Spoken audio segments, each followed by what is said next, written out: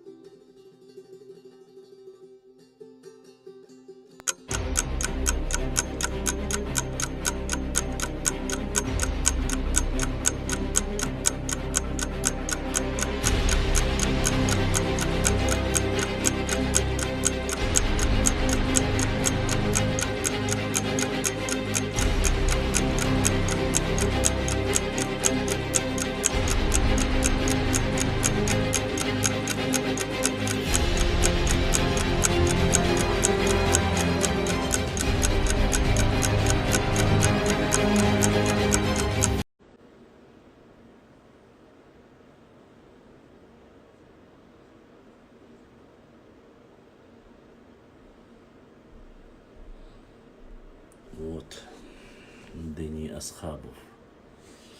Запрос Дани Асхабов отправил.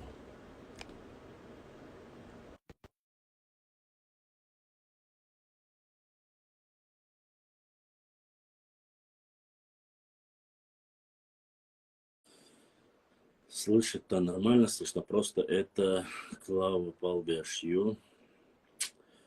Ну, давайте тогда начнем с основном то, что мне прислали больше всего. Я хотел бы ответить на некоторые вопросы, точнее, не вопросы, а правильно будет.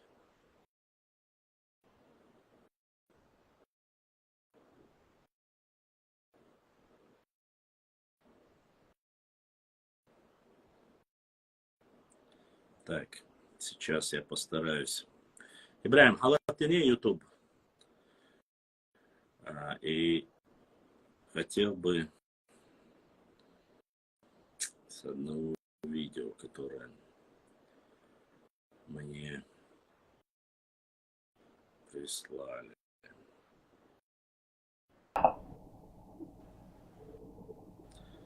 Первое видео, которое мне прислали. Юмпа.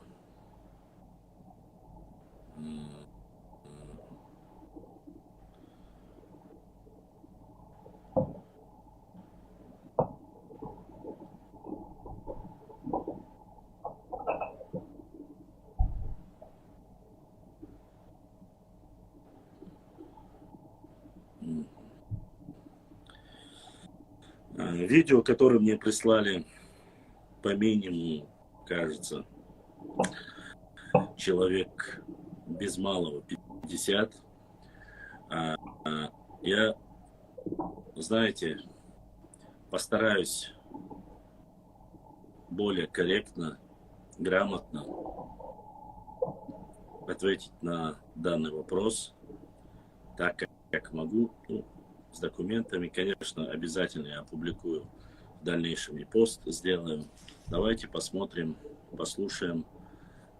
Так, запрос отправил Халдегарху сейчас. До того тогда посмотрим, чтобы сразу не говорили. И одну запись вам дам послушать. Ответим сейчас на вопрос. И опять, видать, Хальдиару отправил, но не вижу его. Стоит загрузка. Хальдиару, у тебя что-то, Нохча Хальдиару, что-то не так с трансляцией. Хорошо, давайте послушаем аудио, видео, которое мне прислали без малого человек 50, и ответим на данные вопросы.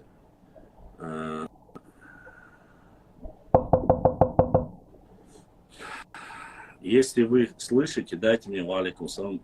Если не слышно, дайте мне знать, хорошо?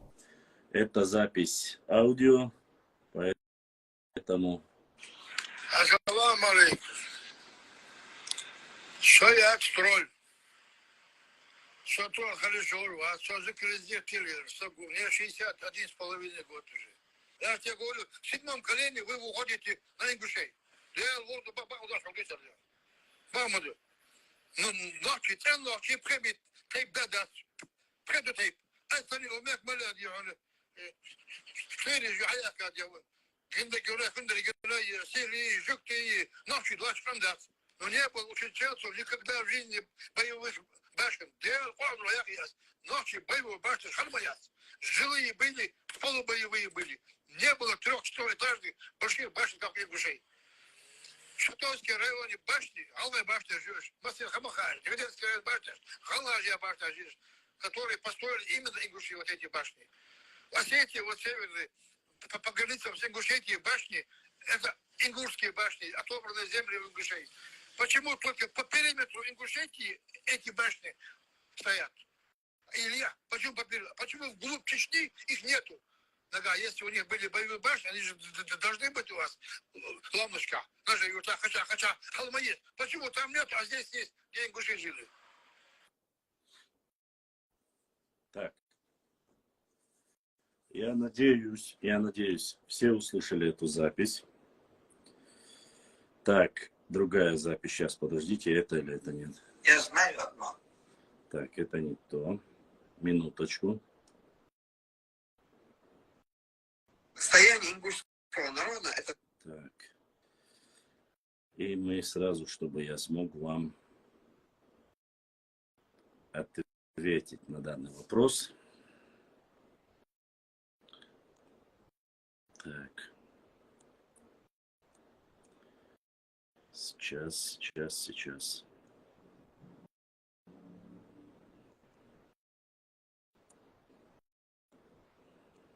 Сейчас. Минуточку, подождите. Так. Просто много записей. Хотел. Так вот. Ладно. Есть еще одна запись. Уже где тот же человек говорит после публикации, после того, как появилась данная запись.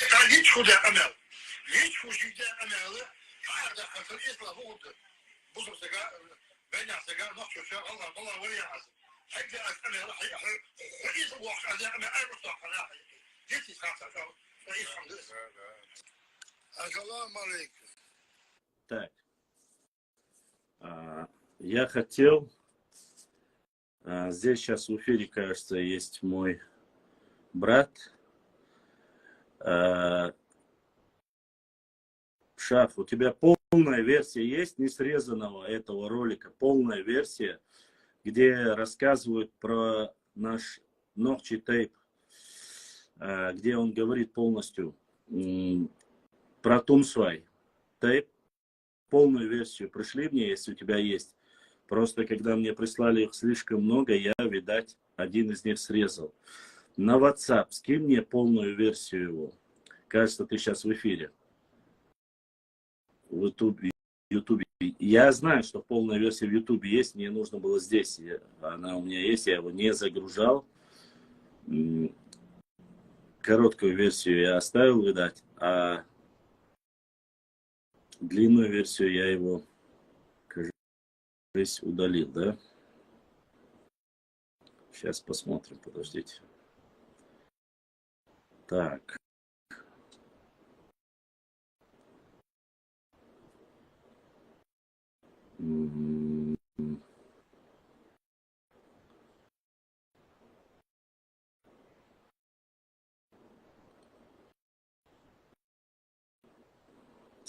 Сейчас. У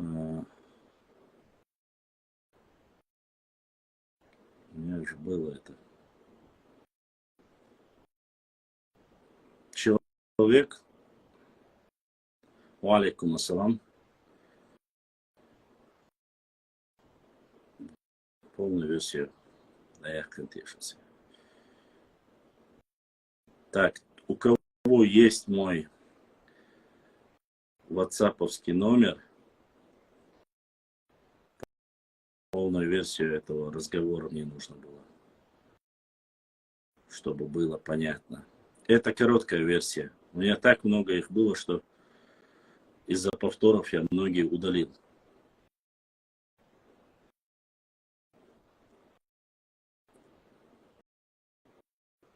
Ладно, пока кто-нибудь мне не скинет этот ролик повторно, полную версию. Некий человек, я так понимаю, преклонного возраста, сперва рассказывает, давайте полную версию послушаем, для того, чтобы всем было понятно это видео и почему мы это видео меня попросили разобрать. Ассаламу алейкум. Сояк строй. Сотон Халишор, а созы кризде келер, сагу. Мне 61,5 год уже. И ваш чекус еще, цогом не что холс асаш. Не надо, алгай дорогом чекус. Алгай ночи тукум дей, отдельно татейп дей, педимер суму чекус. Алгай там долду ханю. Алгай эдим набы, алгай босиком не ходит, в тапочках не ходит, в спортивных штанах не ходит. Всю жизнь эдер бош, уняк бош, хабякин алгай. То хамал вещь, да, хайдара ал. Я там сказал, что в 7-м колене вы выходите на ингушей. А что мартеновский целый рейвор, это тейпен на бахаш. Что же алгай будь хацат? Ты что его отбусишь? Ты что? Сулпеги, темерзи, ты что? Три брата их было. Сейчас что алгай будет хацат? Многие его не знают. Я тебе говорю, в 7-м колене вы уходите на ингушей. Я лорду бабаху дошел к Исерде. Бамаду. Ну, ночи, цен ночи, прибит, тейп дадат. Преду тейп. Это не умеет маляд, я Сери жаяка, я генде гюре, хендер гюре, сери, жукти, ночи, 20 кандат. Хай то мадис. Так вот, уважаемые мои братья и сестры. Я тебе больше скажу, это вот до войны, его придумали уже после выселения начала авиации, придумать, война, этого слова в лексиконе чеченцев, ингушей не было никогда. Зайди в историю, хакета гуа. Война через букву Е. Война была когда на 1886 года рождения. Где что это? Все, война была echt кисти, галга, что арсхой, фапи, схорой, нестерхой, понимаешь? Это говорит больше. Отдельно, нестерхой яли. Схорой, фапи, арсхой, алгай, кисти, эхи, это же война была. Ночи война, абатуал, ночи делали, отдельно там делали. Сам ночью, когда я учился в Черноводске, 77-го года, по 81 год, я вернулся в Черноводск, я ночью, дух ночью базика. Армия ложно, там ночью вы, война, я говорю, что ночью волы. Там ночью. Вот что ночью волы. Это а да, хасавит, эхи, утро, там их они это знают. والله انك ابغى احكي بوش خذيت باش ولا احكي تعرف بين عدوش يا والله تعرف سي دي جو سامر دي نازل читаю что Таргим Холму выходит из Таргима наши предки Султыгня, именно Султыговы. Следующим боком жена Таргим Игала жест башта шагает. Нахские башни, ну какие нахские башни? Зачем брать всему миру, всему человечеству? Журнал, сэндвич, хасу, вот и но не было учительцев никогда в жизни боевых башен. Ночи боевых башен, халмаяс. Жилые были полубоевые были. Не было 300-этажных больших башен, как у ингушей. В Шатовском районе башни, Алая башня живешь, Хамахаль, Тверденская башня, Халажья башня живешь, которые построили именно ингуши, вот эти башни. Осетия, вот северные, по границам с Ингушетией башни, это ингушские башни, отобранные земли у ингушей. Почему только по периметру Ингушетии эти башни стоят? Илья, почему по периметру? Почему вглубь Чечни их нету? Нога, если у них были боевые башни, они же должны быть у вас, Ламночка, наша юрта, Хача, Халмаед. Почему там нет, а здесь есть, где ингуши жили? Вот, там здесь есть Ног Халишат, Иаза Халишат, Хаскут. Так, уважаемые мои братья и сестры, особенно подписчики, я прошу, лишнее не нужно. Мы будем говорить с точки зрения, поскольку это касается непосредственно наш народ и нашей истории, я отвечу этому человеку. Я, конечно же, не стану ни оскорблять ни фамилии, ни там Шахары, ни Тукумы, ни Тейпы. Я никого не собираюсь оскорблять, и фамилии тоже оскорблять я не собираюсь. Факт остается фактом. Первое. Начнем с того, что, во-первых, это взрослый человек. Это не молодой парень, который не образованный, который не знает, что к чему происходит, или который не ведает истории. Нет, этот человек говорит, что сейчас закрыли, я шубахцу, сейчас... Но набожный человек, по словам уже дедушка, и этот человек утверждает, возьмем, разделим на несколько частей, утверждает, для начала оставим разговоры про тролль, не тролль, это общение. Видать, наткнулся где-то на какой-то момент в истории. Бяхмабилаш на нем. Мама, so if you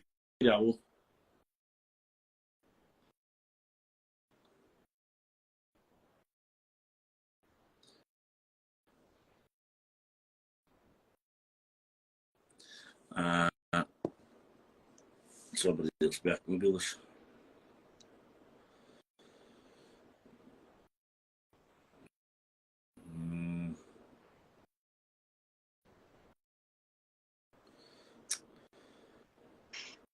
Мам, só эфире, а у телефон маят.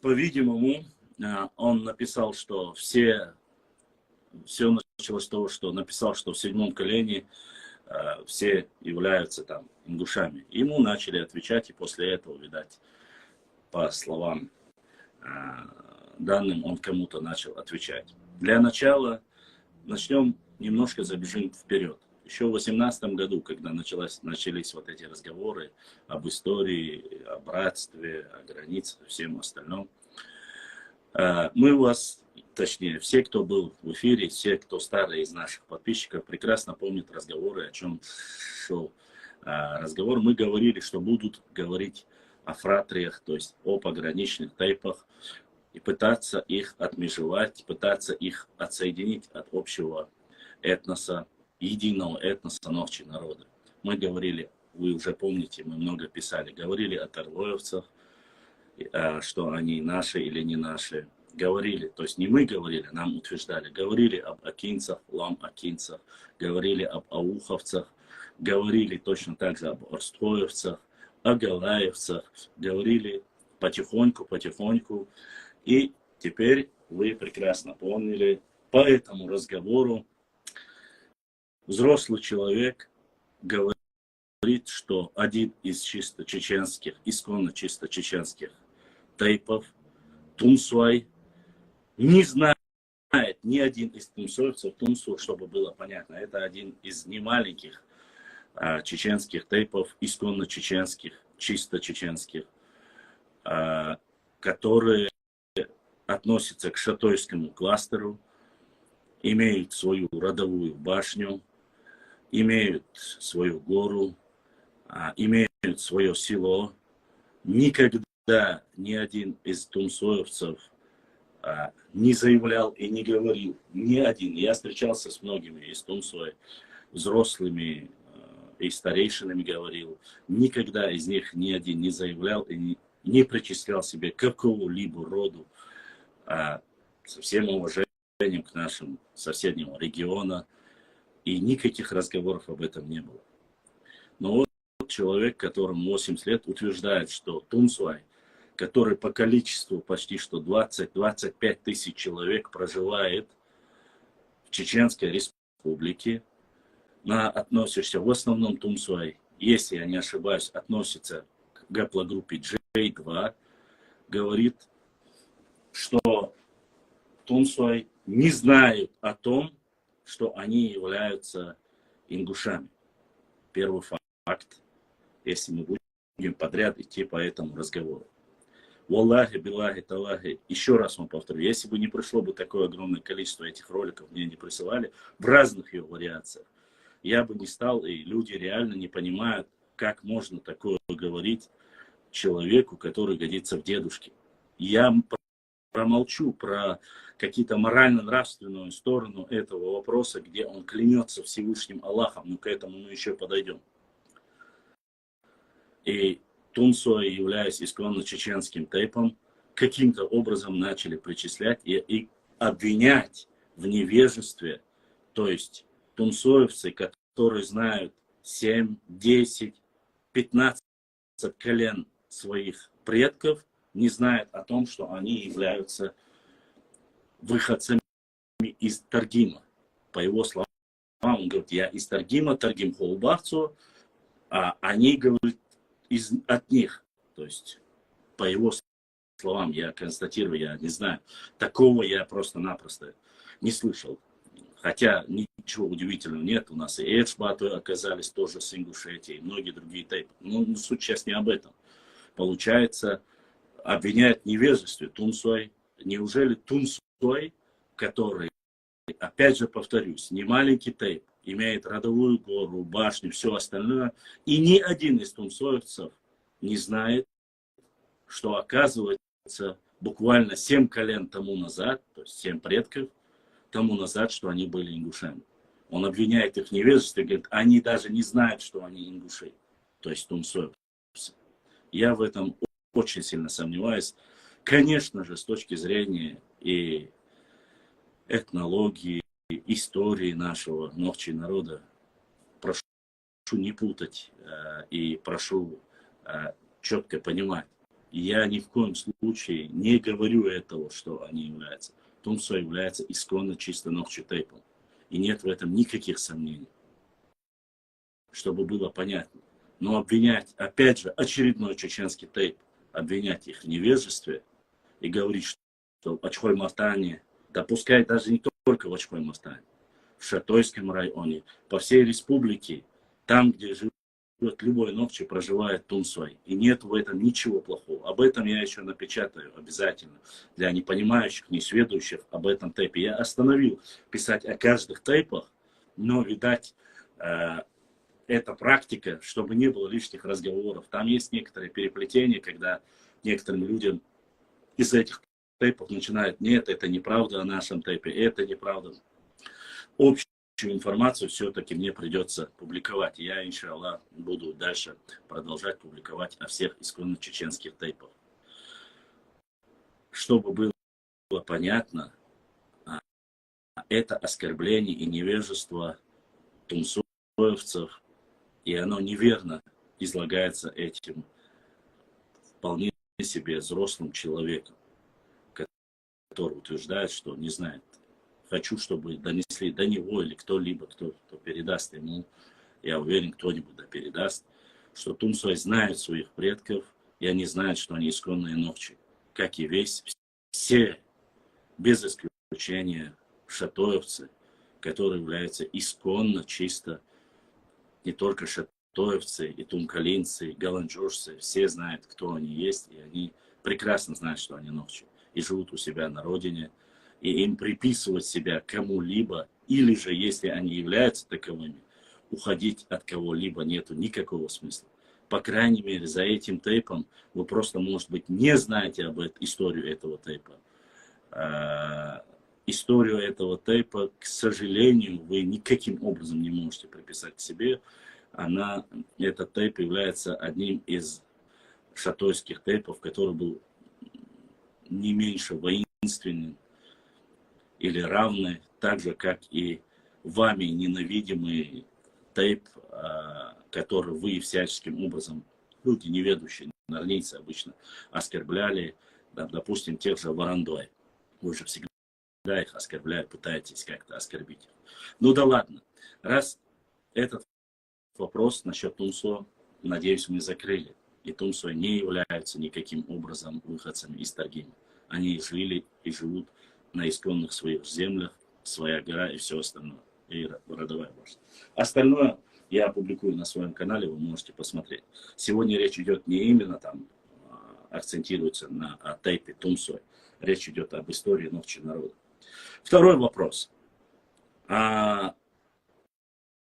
Этот человек говорит о том, что столько много наговорил, что мне, честно сказать, немножко непонятно. Но скажем о том, опять же, очередной раз, если я что-то говорю, бегут, оскорбляют, стукачат на меня и говорят, вот он опять начинает, вот он там задевает нас, или там Сюли задевает, или нарнийцев задевает, там, и остальные, без разницы, любого, кто бы ни был. Я-то никогда в жизни ни одного национальности не оскорблял, и не собираюсь, нету привычки. У меня нету нацизма. У меня есть здравый национализм, и поскольку я люблю свой народ. И никакие политические, там, никто мне ничего не проплачивает. Опять же, хочу, чтобы это было понятно. Взрослый человек, которому за 70 лет, я уверен, который там ходит на зиар, там делает зикры, делает намаз, говорит о том, что чисто чеченцев ногчи только 5 тейпов. 5 тейпов только чисто чеченцев, утверждает этот человек. Назовите мне хоть одного чеченского старейшина, который бы говорил и хоть раз говорил, что вот мы официально, неофициально, сидел в переписках, говорил, что есть определенное количество соседних народов, у них 2 шахара или 3 тейпа там или чистые, остальные это все, я даже не хочу там, Шушера, Труха, Сброд, называйте как хотите, вы аудиозапись можете послушать, что этот человек говорит об этом. Я не хочу снова и снова крутить, потому что я понимаю, что мои подписчики начнут писать комментарии ответные, называя этого человека такими словами, какими он заслуживает или не заслуживает. Это ответная реакция будет. 5 тейпов среди чеченских он называет, говорит, чистые, а остальные, говорит, сброд. Возьмем в кавычки сброд. Слово там прозвучало намного хуже, чем сброд. 5 тейпов, чтобы было понятно, по официальным данным, не инородных, а чисто исконно чеченских тейпов на сегодняшний день, без малого, если считать Гары, Неха и все остальное, у чеченцев за 200. Я говорю только, Собордела, черту, подожди. Я приму сейчас, подожди. Только 5 тейпов. Он говорит, что чисто ногчи чеченцы, а остальные, говорит, это сброд. Вы послушайте. Вы послушайте то. А некий Хаси, ты и твои потомки, и все, кого ты представляешь, являются сбродом. А теперь Шушера подкаблучная. Домой. Отдай ломара. Ублюдок. Дальше продолжим.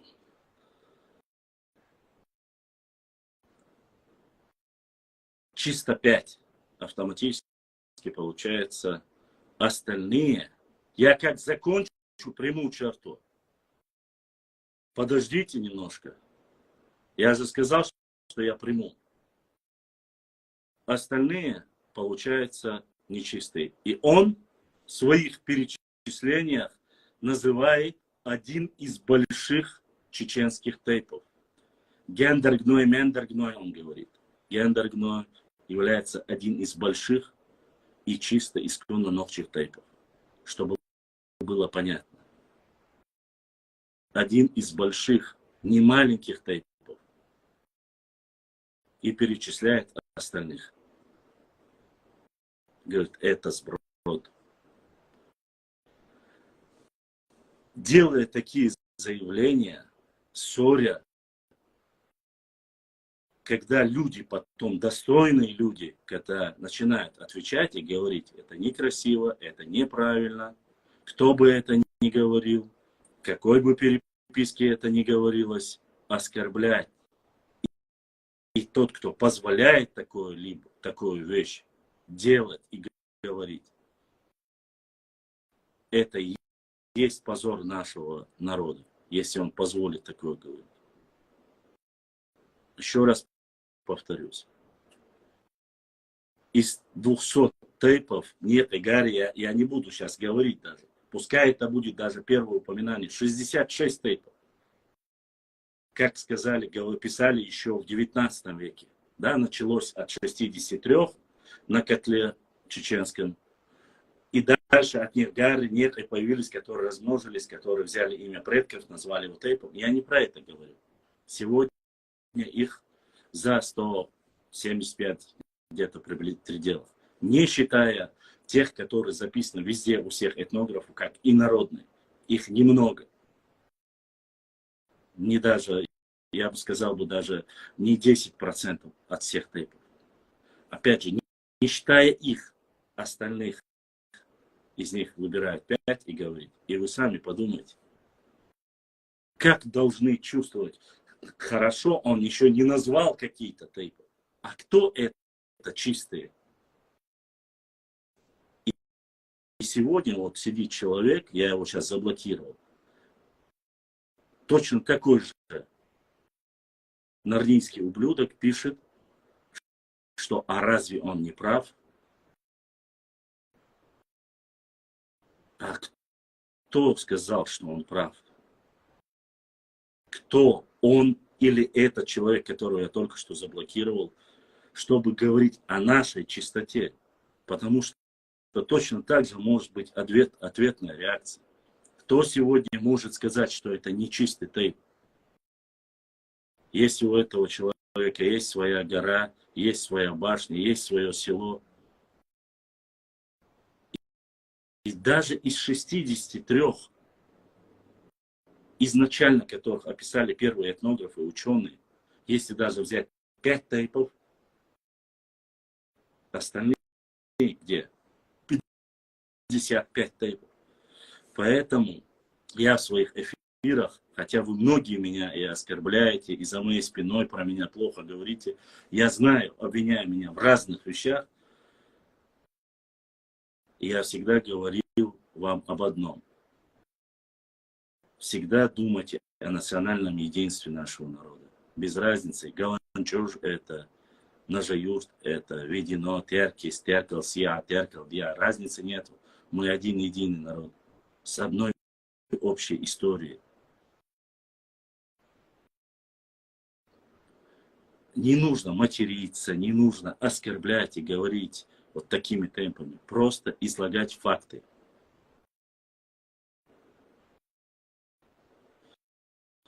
Черту, я сейчас приму тебя обязательно, Дицмадела. Я еще не весь разговор разобрал. Подождите немножко. Понимаете? Это нужно понимать. Вы не улавливаете контекст или мою мысль, я не знаю. Я вроде бы говорю нормальным, довольно-таки нормальным, понятливым языком. Понимаете?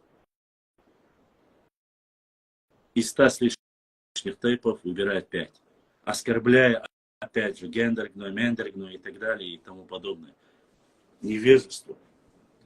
оскорбление, невежественное оскорбление. Это было, и это идет на протяжении, вот с 18-го года, как эта тема поднялась, с тех пор идут вечные нападки то о гуноевцах, то о варандоевцах, то там о других, о третьих, десятых, о любых тайпах. Без разницы даже, это Эшбату была, Кыбеш была, без разницы. Обо всех идет эта речь.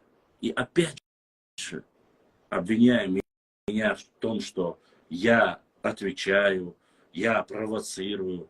Во всех моих там внешних и остальных видах не отвечают и не говорят, с чего ты взял. Почему? На чем основываются ваши разговоры?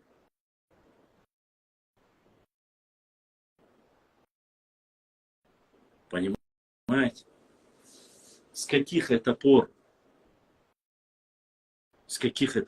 сегодня можно спокойно обвинять, оскорблять, и все молчат?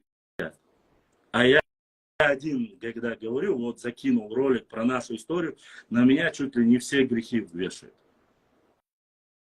Я вам говорил, что будут бить по тейпам, по окраинам, бьют. Теперь дошли до Чхой-Мартана.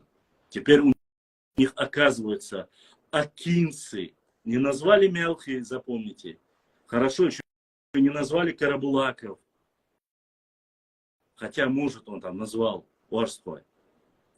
Он говорит, Вейнахи, это, говорит, даже не Нохчи. Во-первых, взрослый человек. Переходим к следующему вопросу.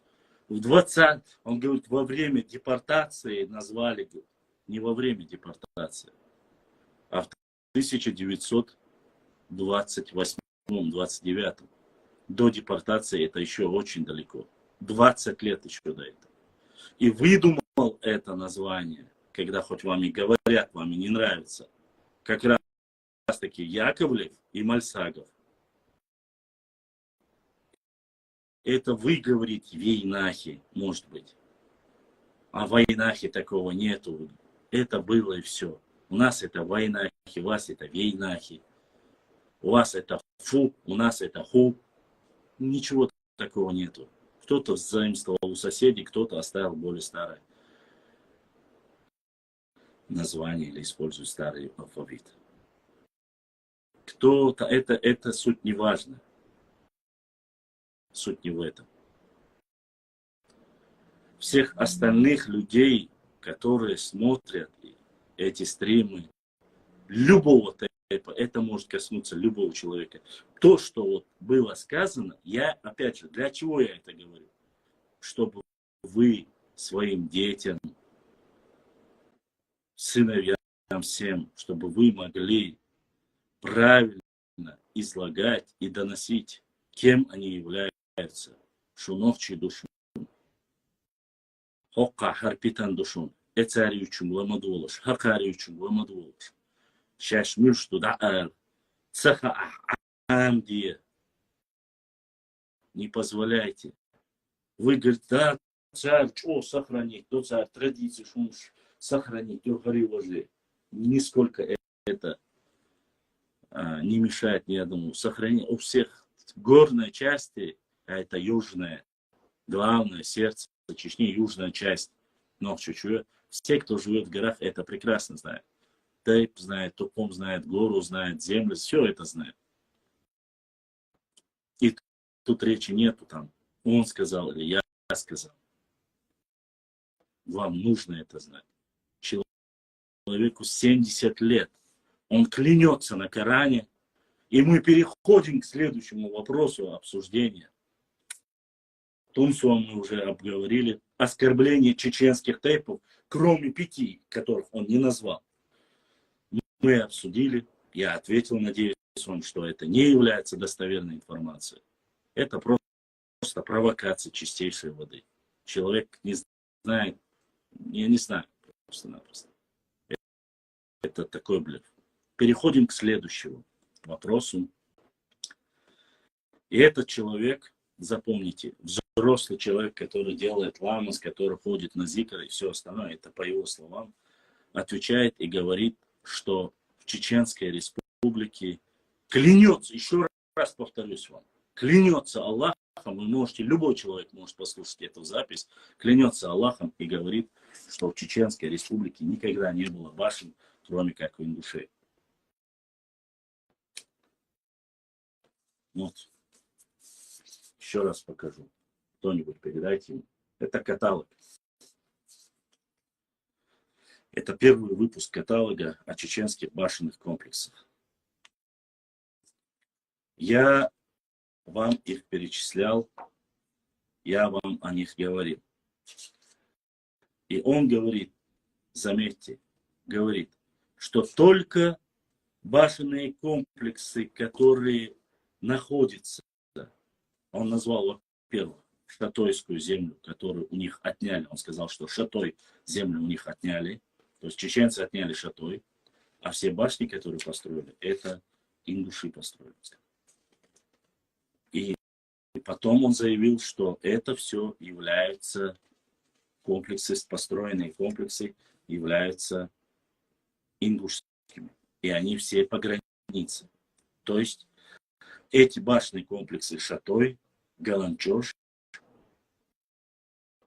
может быть, этот человек не знает, но он почему-то каким-то странным образом называет и Ведено.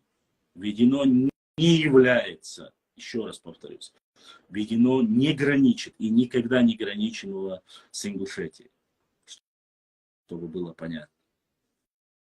Я прекрасно понимаю, почему он назвал Ведено, потому что как раз таки Ведено в Веденском районе называют, что есть башенный комплекс, который построили ингуши. Опять же, зачем ингушам, которые живут на западе, ехать в Восточную Чечню и строить башни? Это другой вопрос. Но, чтобы было понятно, Ведено находится Хойская, Казинойская, Макажойская, Цикаройская, Садойская, Арсоевская, Харкароевская, Харачоевская башня. Это Веденский район. Получается, все эти башенные комплексы построены ингушами. Он являясь, если он не сделает толбу, он поклялся, и эту запись услышали миллионы людей, что в Чечне не было башенных комплексов больше 1-2 этажей. Высоких нету башенных комплексов, что не является достоверным. Я вам перечислил только Веденский район. Шаройский район, который не граничит с Ингушетией и никогда не граничил, который является исконная земля чеченского народа. Перечислим башенные комплексы, боевые башенные комплексы, 5-этажные, 4-этажные, жилые, полубоевые, боевые. Перечислим быстро. Шаройский историко-архитектурный комплекс, каменный ящичный могильник, Химойский исторический комплекс, Жагалдойский исторический комплекс, Хакмадойский исторический комплекс, Щихаровский историко-архитектурный комплекс, Хуландойская боевая башня, Хуландойская жилая башня, башня Качхоевская, башня полубоевая, Сандхоевская. Это Шаройский район. Он уже поклялся, хоть и это не является правдой. Дальше идут Шатоевские, дальше идут и Тункалинские, дальше идут Ачмэ-Мартановские и так далее и тому подобное. Чтобы было понятно, опубликовал ряд публикаций в самом сердце Чечни, даже на равнинной плоскостной территории Чечни, в отличие от него.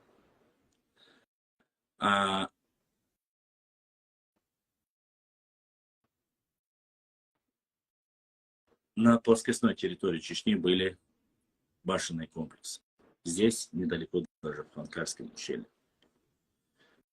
Были комплексы, башенные комплексы, где находился Чортохой, башни были, башенные комплексы. Это равнинная территория Чечни. Башенные комплексы были в Ауховском районе. А теперь так называемый Нажаюртовский район. И почему тут нету в Нажаюрте башенных комплексов? Доподлинно известно, может, не будет этому человеку, может, он никогда и не был в Нажаюртовском районе, понятия не имеет. Нажаюртовский район, во-первых, 70-е, 80-е, 90-е годы, и по сегодняшний день те, кто там проживает, прекрасно знают, сейсмонеустойчивая местность, происходит очень часто оползни. Не каменистые горные скальные породы там. Там в основном земля. И строить и высокие массивные деревья, которые как раз таки вполне даже с высотой с 3, с 4 и даже 5-этажных башен. Строить башенный комплекс в лесу, где, и повторюсь еще раз, где в основной материал это земля, не камни, которые можно было привозить их или шароя из-за сотни километров через горные массивы, не имея специальных сооружений, не имея возможности. Это не камень, который вы брали на месте у себя и строили там в 19-18 веке башенный комплекс. Это земли, тех так называемые земли Ичкерии, не нуждались в строительстве башенных комплексов. Но опять же, по утверждению наших археологов и ученых, даже в этом случае те нохчи, которые переселились с Галанчорского района, провели реконкисту, начали отвоевывать свои земли и заселились, строили даже там башенные комплексы из дерева, обмазывая глинами, были найдены эти. Вы можете проверить и спросить у чеченских археологов и ученых. Были деревянные. Но с точки зрения военной и истории, и защитного комплекса, или сигнального, не было никакого смысла иметь в густом лесу, где высокие деревья, строить башню для того, чтобы передать сигнал или защищаться, потому что любой человек мог завалить на эту башню рядом деревья, поджечь его и выкурить. И даже если эти башенные комплексы, вы своей тупой башкой, тот, кто это говорит, вы сами можете подумать, зачем строить башню, если вокруг лес, если ты даже посмотришь с самого высокого этажа, ты не увидишь то, что есть снизу, ты не увидишь то, что есть сверху, потому что кромки леса не покажут вам, что там на самом деле происходит. В Шарое, в Чеберлое, в Чеберлое, там, где нужны эти башни и где есть достаточно прекрасного, великолепного камня, ровного камня, построили башенные комплексы. И стоят эти башенные комплексы, особенно в Шаройском районе, машаллах, сохранились многие. В Чеберлоевском, которые понесли нашествие, первое нашествие в основном от имама Шамиля и от остального, и разрушения были очень сильные в Чеберлоевском районе. Там меньше осталось. Я именно говорю высоких башен, которых вы утверждаете. А еще раз повторюсь, прежде чем болтать о Нажаюртовском районе, вы поезжайте, посмотрите туда, где находится Нажаюртовский район, как он находится, есть ли там скальная порода, есть ли там такие камни, из которых можно было бы построить башенный комплекс. Вы понятия даже не имеете об этом. Но болтать языками учесть. Опять же, я не утверждаю, что даже при этом случае Нажаюртовский район не маленький, даже там были башенные комплексы. Но, еще раз повторюсь, это места, где были ожесточенные самые сильные боевые действия. Пока вы некоторые прятались в крепости, там проходили во время Кавказской войны самые ожесточенные бои. 2 сражения, которые выиграли во время имамата Шамиля, проходили как раз таки там. И люди оттуда, вот те самые ичкеринцы, в тот период, который он называется, ныне нахчмахкоевцы, любите вы их или нет, это больше всего в этой Кавказской войне, кто положил свои жизни, и больше всего разрушений получили эти места. Начиная от Герменчук, Ойтар, Шали и вверх, выше. Больше всего. И ненависть была больше всего к ним. Почему?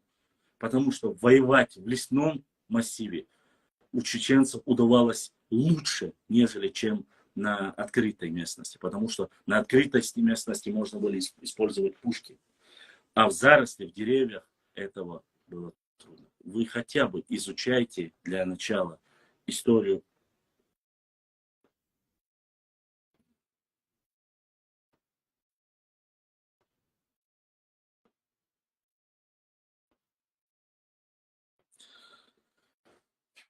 Небольшая историческая справка, зачитаем. От Хасавюрта, послушайте меня, это передайте этому исследователю, который утверждал, кто смотрит меня, и кто стукачит, докладывая это, я не знаю, он бежит и докладывают, что я там говорю про кого-то, я начинаю питандяш. Некоторые безродные, которые сами не знают ни отца, не могут назвать никого, которые пытаются меня оскорбить. Послушайте, передайте тем людям и вам, кто не знает, кто утверждает, что не было у чеченцев башен в восточной части. Хой — это тоже восточная Чечня, и там стояли башенные комплексы. А сейчас мы зачитаем от слов, мы перейдем конкретно к тексту. От Хасавюрта горам тянется узкая полоса земли между рекой Амату и Ярыку, изрезанная оврагами и заросшая лесом. В глубине этой полосы, за разрушенным аулом Ярыксы-Аух, горцы выбрали крепкую от природы местность, называя Гейтемировыми воротами, и окопались там. Укрепление их состояло из сильных завалов и башни. Это Восточная Чечня. Это самое, в то время Аух еще был в составе Чечни. От Ауха и до Лам-Акинцев, Хильдерхоевцев, и Тумкалинцев, Шароевцев, от Галанчожа и до Ауха у Нохчина народа были башенные комплексы. Чтобы было понятно это. Материал, если кому интересно, это газета «Кавказ», год 1837. Документы опубликовать. Я их публикую, многие не читают это, к сожалению. У нас люди любят в основном смотреть видеоролики. Источник «Кавказ», видеоролики там и так далее и тому подобное. Читать не любят, но порой я маленькие вырезки делаю специально, чтобы вы читали их. Надо, это очень важно, это очень нужно. Над этими вырезками работают многие патриоты нашего народа. Национал-патриоты, ребята ищут книги, читают, вырезают. Все это делается для вас. Чтобы вот такие вот люди, которым за 70 лет не обсуждали и не искажали нашу историю и не делили наш народ. Он поклялся, еще раз повторюсь, он поклялся Аллахом, что в Чечне нету башенных комплексов, которые были бы в восточной части и не были по границе с Ингушетией. И ладно, с Осетией я не буду туда вмешиваться. С осетинами они сами пускай разбираются. То есть говорят, чьи это башни были или чьи не были.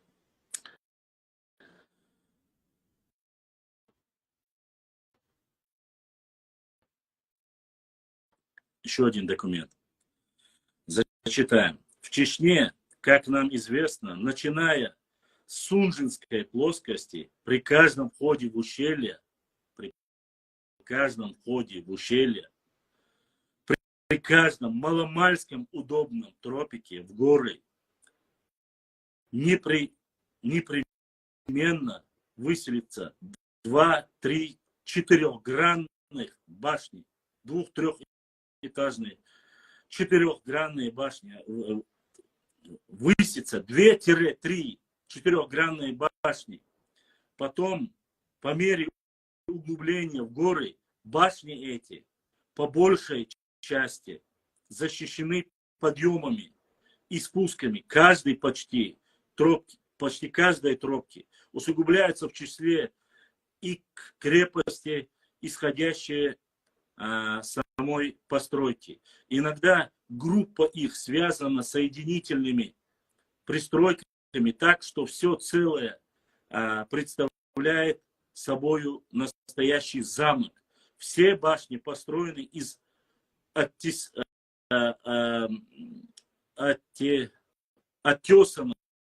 по крайней мере, снаружи камня, доходящего иногда до размеров 2 аршин, длиною в 1 аршин, шириною и высотою. Иногда башни стоят на таких высях и так далеко от места добывания камня, как можно судить по его свойству, что невольно задумываешься предполагать, когда существовавшее в горах достаточное население, перевозочные средства и пути сообщения. Рассмотрение башен и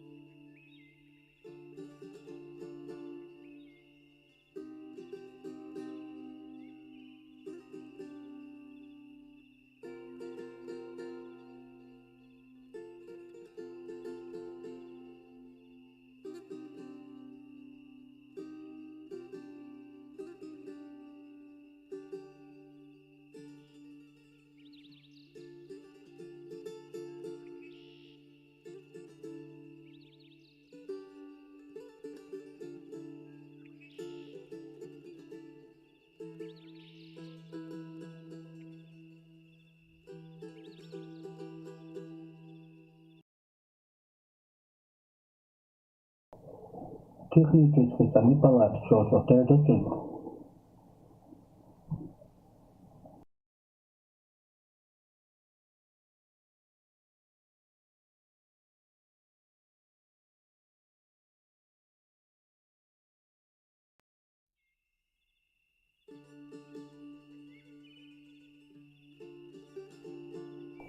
Вот YouTube'da videolarni shunaqasi qo'shsin. Переходить печально это все. Подписки айттыңыз.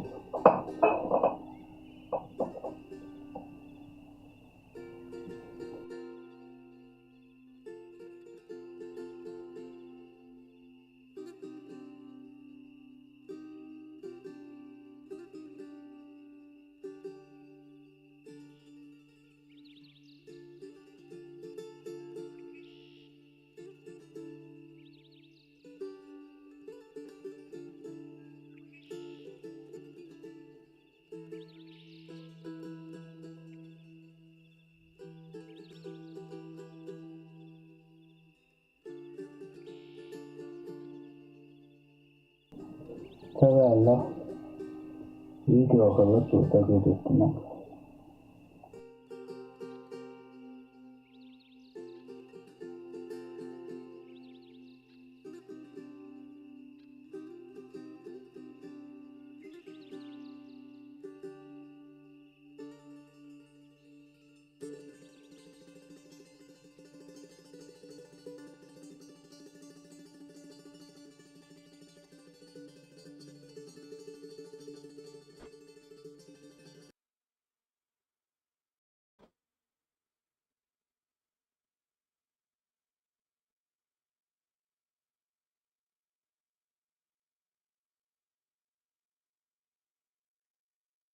Я понимаю, что многим не нравится, но нарнийцы, вы можете, конечно, пытаться сделать все, что угодно, но эфир, стрим у нас продолжится.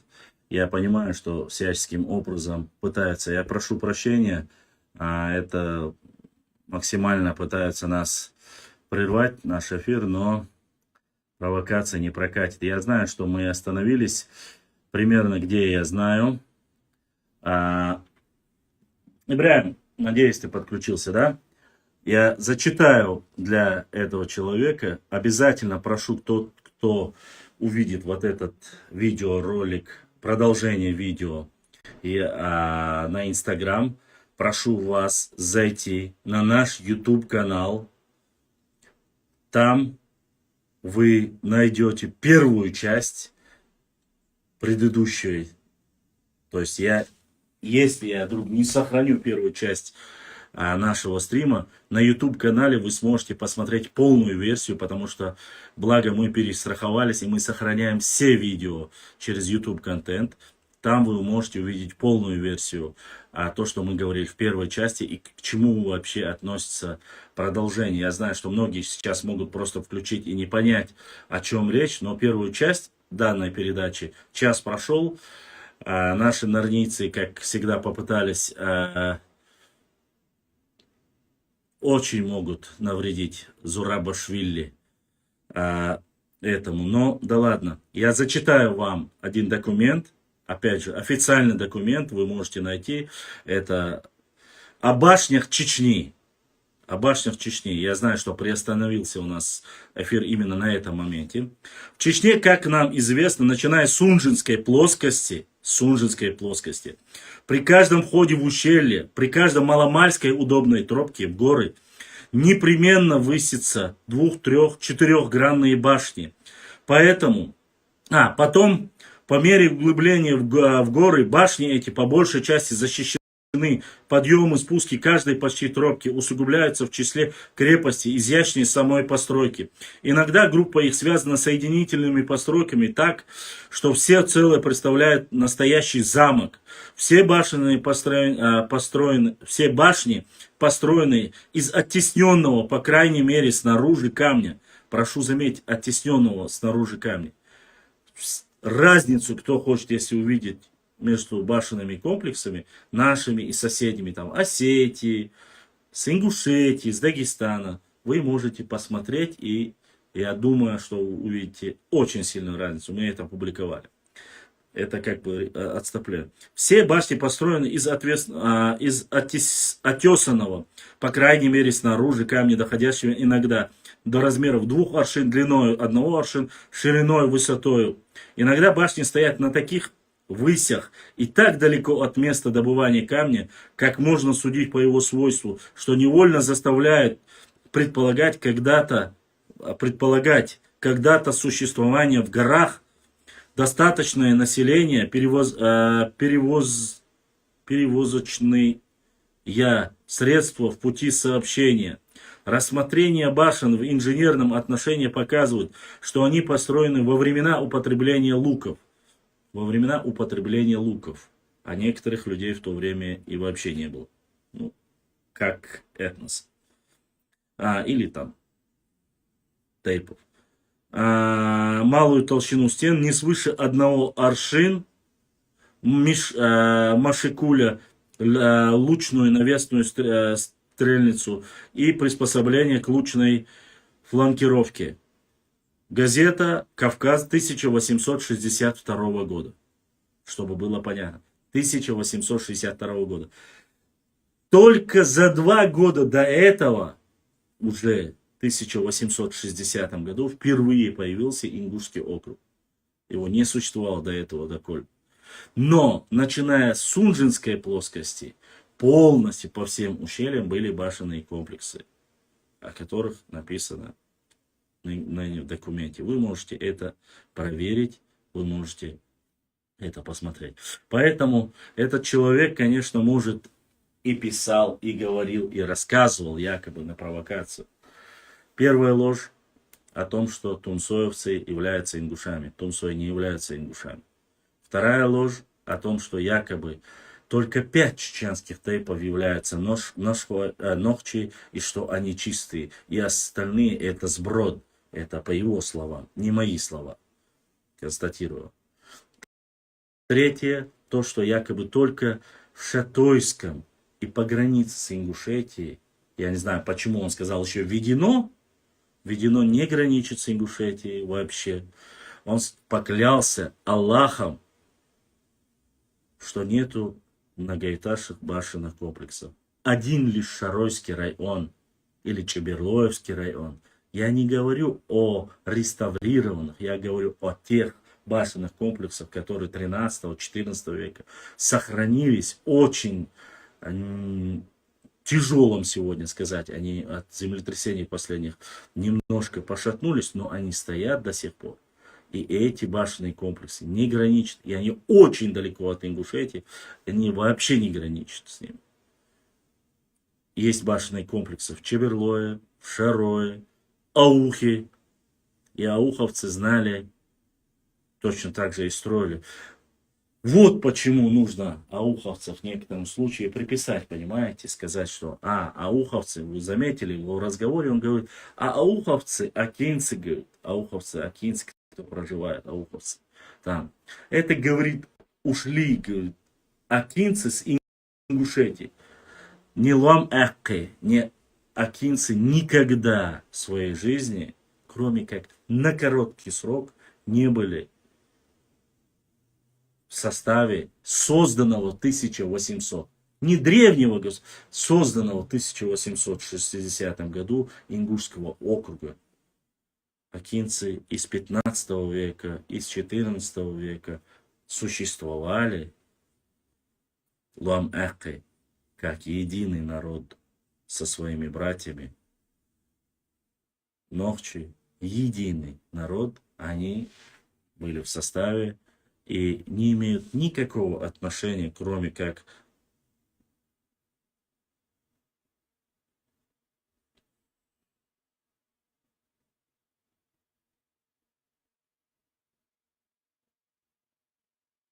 вот. Как говорится, не имеет отношения. Ну да ладно. Что касается Нажаюта, я вам ответил. Что касается акинцев, я ответил. Зунсу. Опять же, я хочу подчеркнуть, что сам подчеркнул этот момент, сам этот Султыгов говорит в записи, что он написал, и ему начали отвечать. Он написал, и ему начали отвечать. Он спровоцировал, получается, что в 7-м колене мы являемся там кем-то, являемся ингушами. Ну как? Это, ладно, я не буду даже констатировать данный факт, что это является такой чушью, ерундой. И в последующем, я надеюсь, каждый человек, кто посмотрел это видео, посмотрел предыдущее видео, должны понимать, что ни ауховцы, ни зандаковцы, ни кто-либо другой не имеет никакого отношения к ингушам. Да, ингуши близко родственные нами, когда-то были единым народом с нами.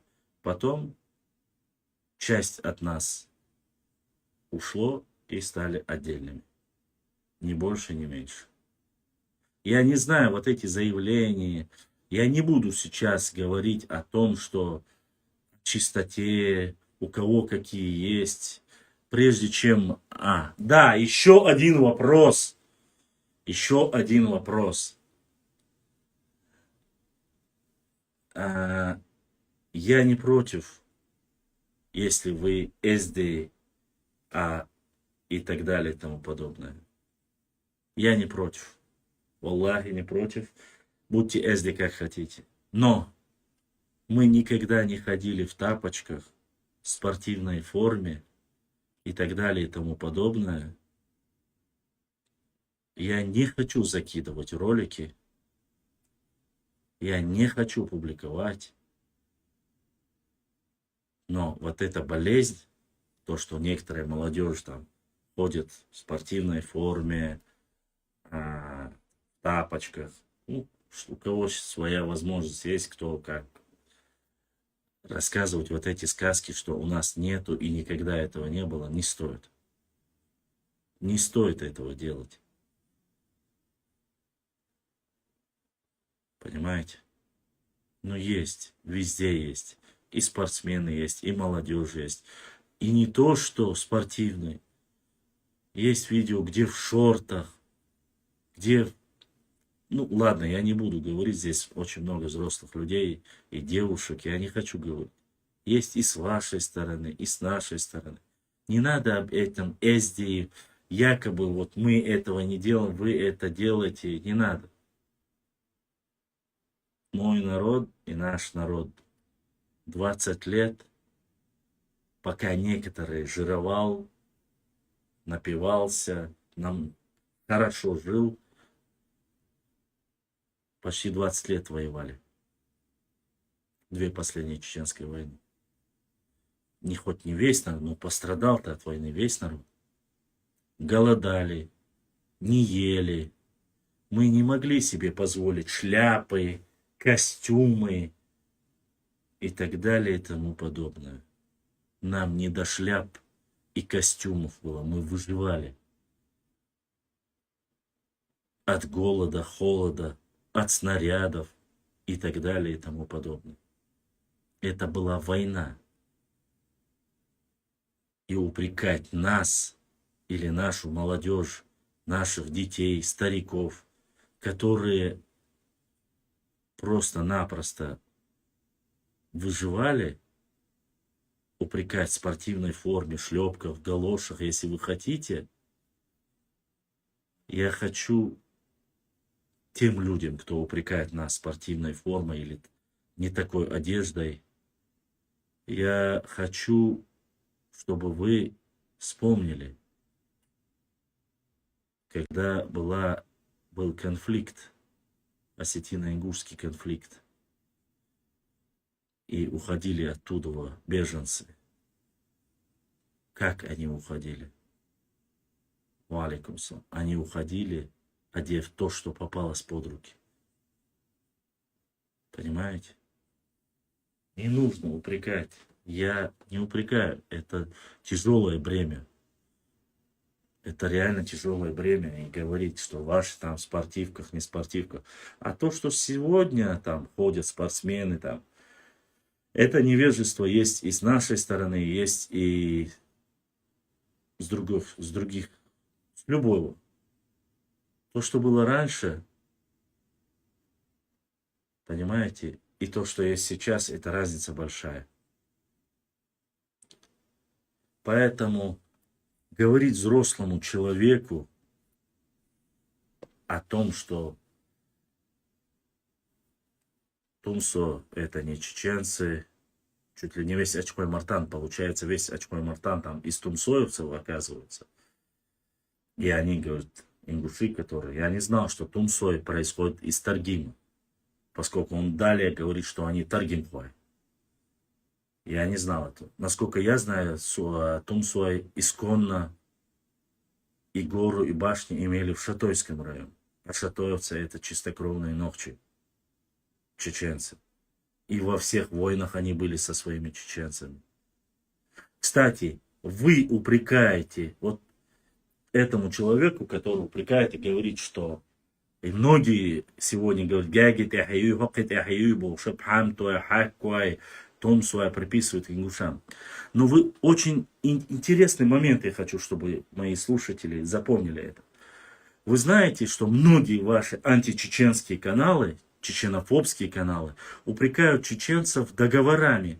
Вот ваши есть договора, посмотрите, вы заключили, даже когда нас, ингушей, не было, вы раньше заключили договора. И вы упрекаете кого, знаете?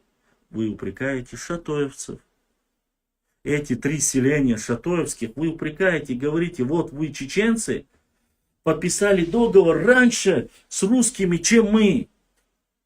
Когда подписывают договор с Россией плохими, шатоевцы становятся чеченцами.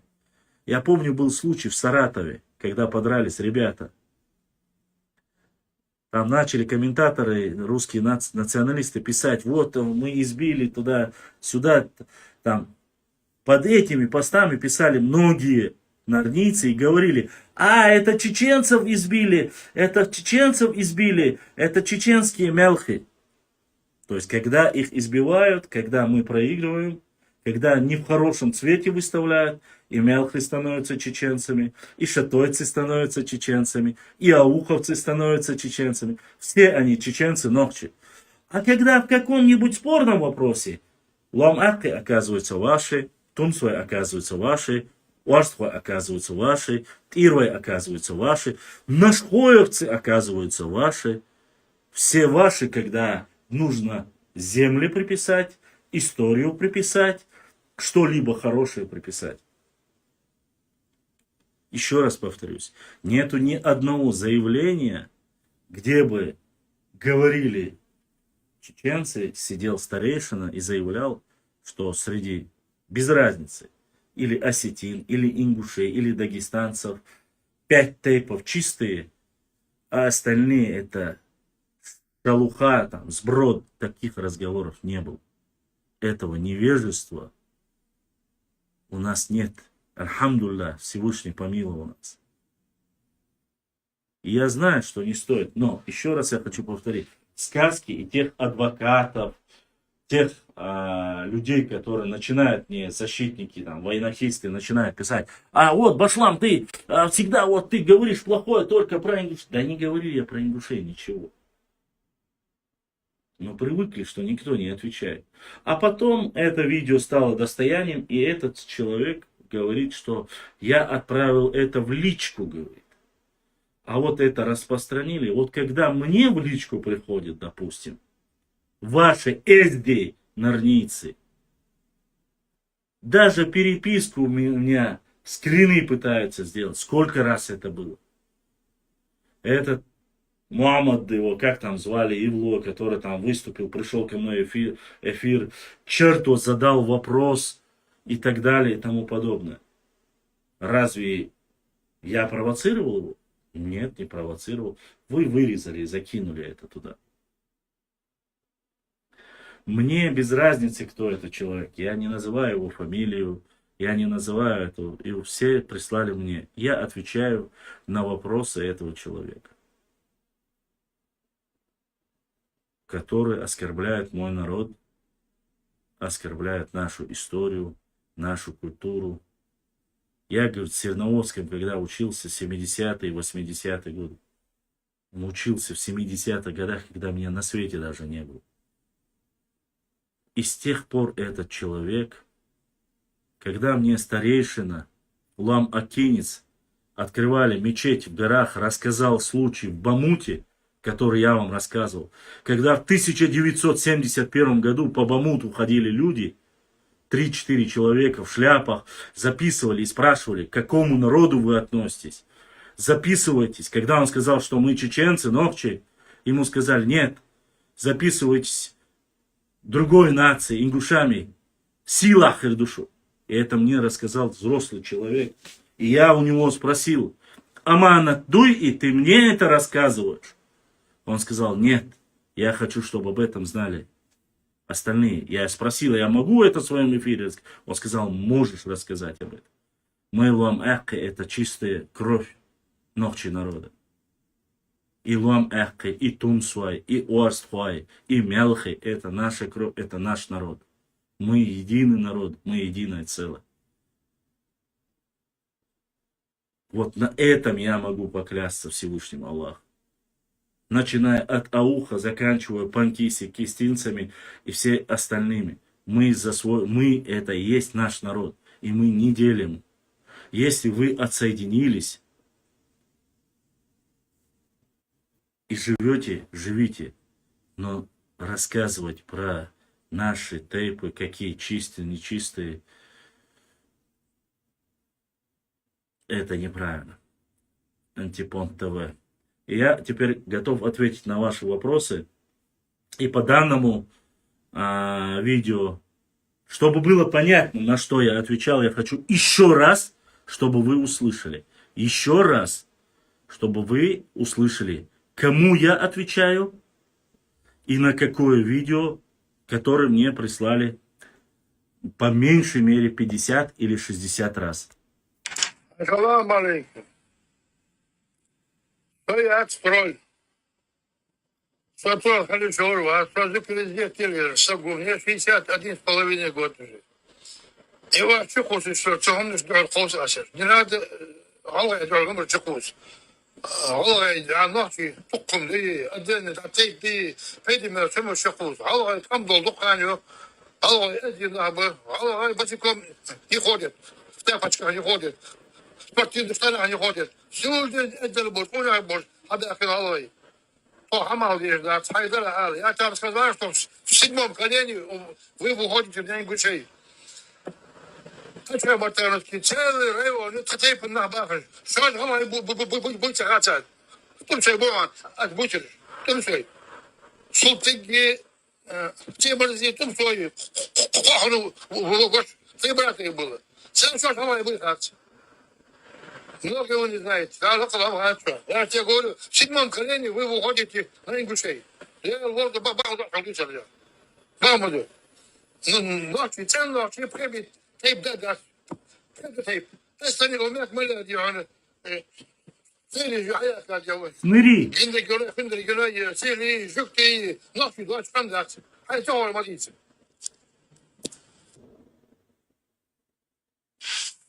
Я тебе больше скажу. Да, он такой, это вот на войнах я дошли. Его придумали уже после выселения ночью авиации, придумали. Война. Этого слова в секунде чеченцев, ингушей не было никогда. Знаете историю, это гуа. Война Хуашхан через букву Е. Война была когда на 1886 года в день, да, где же это? Ну, война была кисты, что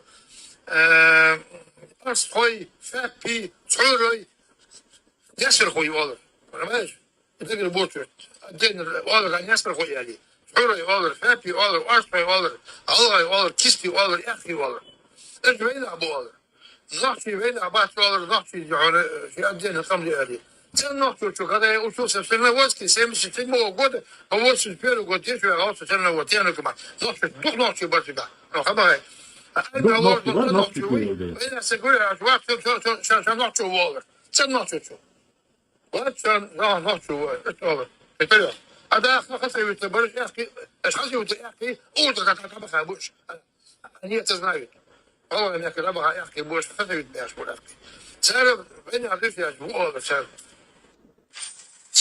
Сделал здесь живу сам ординатор. Считаю, что Таргим Холву, выход из Таргима, наши предки. Султагня, именно Султайговый. Зачем Бог жена, Таргим Ирала, башня, агент, Насские башни. Ну какие Насские башни? Ну зачем брать всему миру, всему человечеству? Жена, сэндвич, хочу вот и но не было учительцев никогда в жизни боевых башен. Ночи боевых башен, боятся.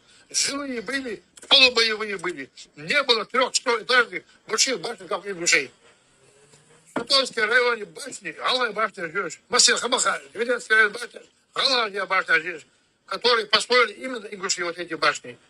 Все эти вот северные, по границам Ингушетии башни, это ингушские башни, отобранные земли у ингушей. Почему только по периметру Ингушетии эти башни стоят? Илья, почему по периметру? Почему вглубь Чечни их нету? Если у них были боевые башни, они же должны быть у вас, ланочка, юрта, хача, Алмаед. Почему там нет, а здесь есть, где ингуши жили? Потому что здесь есть много халишат, халишат, По периферии, говорит Ингушетия, с каких это пор чеберлоевцы, шароевцы, ауховцы, это периферия Ингушетии, я не знаю. Я понятия не имею. Не видно твой, Галай, нету твоего запроса. Ты 3 раза припишешь запрос, ни один раз нету, не дошел твой запрос. Когда запрос приходит, сразу я принимаю в эфир. 5 тейпов. Остальные, говорят, шныри. 5 тейпов. Остальные шныри. Астафируллах. Разве можно такое говорить? Даже пускай 50 лет. Даже если молодой человек. Разве так можно говорить?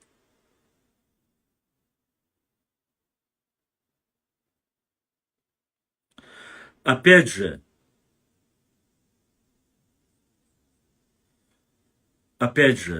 я хочу повторить, не сразу башлам черту. Я тебе сказал, я приму, я уже готов, я отвечаю на ваши вопросы, я принимаю. Дальше сейчас еще хотел кое-что вам показать. Опять же, я отвечаю на ваши вопросы. Запрос был такой. Насколько достоверно, что этот человек говорит. И как? Мы не оскорбляем. Я прошу вас никогда никого не оскорблять.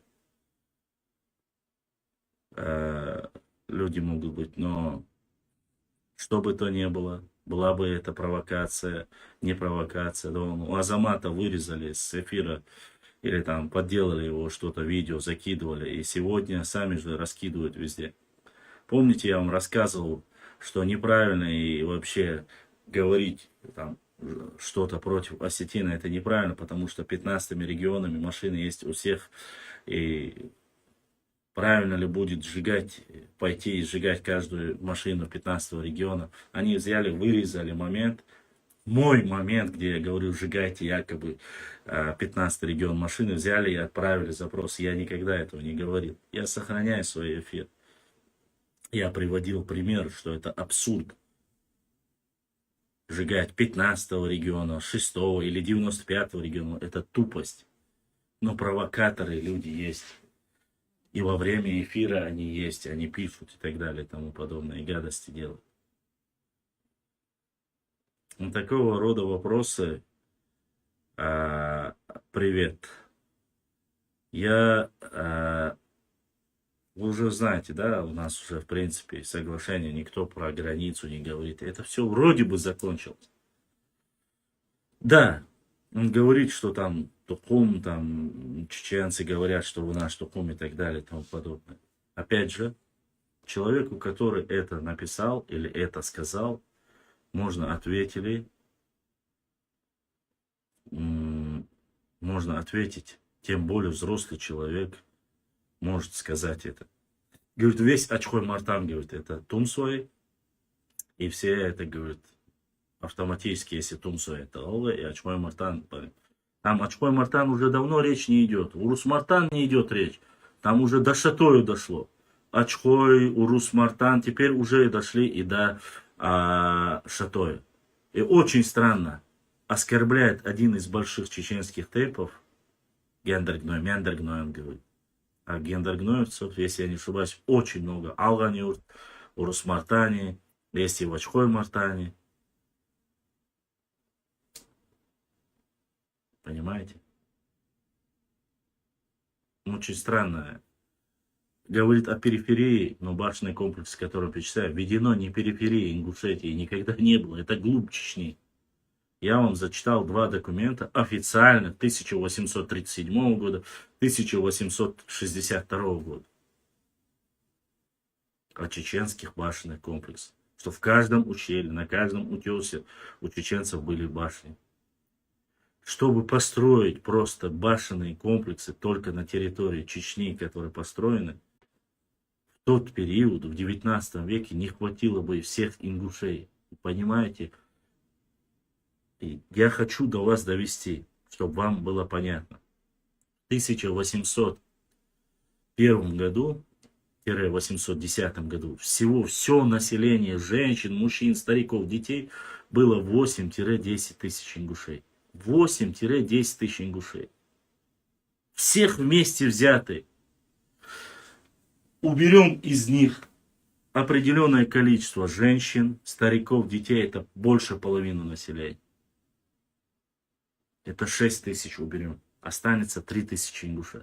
Даже если всех эти 3 тысячи ингушей, все без исключения, строили бы башенные комплексы, которые строились год-два, а некоторые больше, сколько жизней и сколько ингушей нужно построить на всей территории башенных комплексов?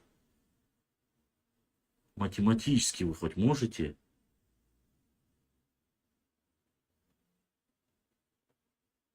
Посчитать. Еще раз. 7-е колено ингушей, говорит, это каждый, говорит. Ну, я надеюсь, я ответил на ваши вопросы. Я надеюсь, что я ответил на ваши вопросы, на абсурдность этих вопросов. Теперь я готов ответить на ваши вопросы. Понемножку я буду в каждом эфире все рассказывать и отвечать вам. Иса Аль-Кавказ прислал запрос. Я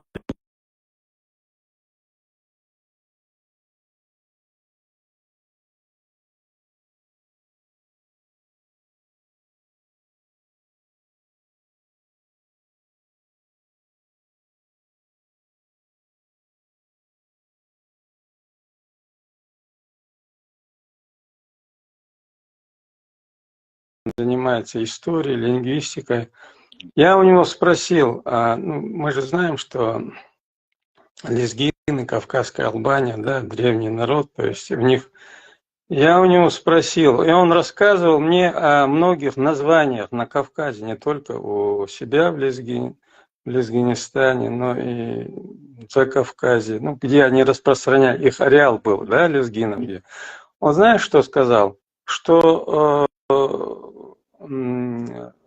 название кистинцы – это не грузинское название, это лезгинское название, оно имеет перевод, и это не кистинцы, а касты называли, говорят. Именно нохчи хамдац, ну, чеченцев, это лезгинское, а грузины переняли, говорят, у лезгин. Да, я говорю, да, и он дал перевод, я сейчас условно говорю, могу уточнить, что это такое, Попроси его написать, или пускай напишет тебе, скинет вот эту статью, или гипотезу, или статья, с чего он исходит. Пусть напишет коротко, скинет тебе, чтобы мы могли это опубликовать обязательно, хорошо? Хорошо. Второй вопрос. Да, я вот хотел тебе об этом рассказать, если это будет интересно. Второй вопрос. Я задал ему о том, дзурдзуки вот в источниках каких-нибудь передаются, да, в лезгинских. Он говорит, дзурдзуки это тоже, говорит, имеет перевод с лезгинского языка. то есть название это дзурдуки, как они это называлось, говорит, как мы это, говорит, называли. Это опять же не грузинское название, ну и так далее. И я у него спрашивал о многих вещах, я говорю, а сохранились ли, я говорю, какие-нибудь источники документальные? Он говорит, многие вещи расхитили, говорит, растащили, но все равно какая-то информация у них сохраняется, может быть, нашим историкам, ученым стоило бы не куда-то там далеко ездить, а именно побывать там. Ну, то, что ты говоришь, я у него обязательно спрошу, да, конечно. и тебе передам. Нам самое главное в нашей работе что?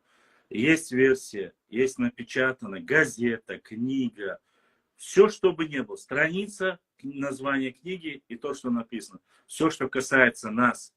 Да, у нас нету многих, мы не знаем источников. На самом деле, возможно, и такие версии, возможно, потому что леки являются точно такими же автохтонами и очень древним народом. Да. И самое интересное, что именно леки никогда, являясь такими же автохтонами и нашими братьями, никогда не упрекали чеченский народ, и у нас не было с ними как таковой спорных вопросов, имеется в виду. Да, Я задавал Аварец вопрос, говорит, а почему вы так любите, говорит, лезгинов? Они же, я говорю прямо как есть, они же, говорит, не воевали, говорит, во время имама Шамиля, они же, как мы, не поддерживали вас, мы же там воевали и так далее и тому подобное. Вопрос не в том, что воевали, не воевали, это вопрос истории.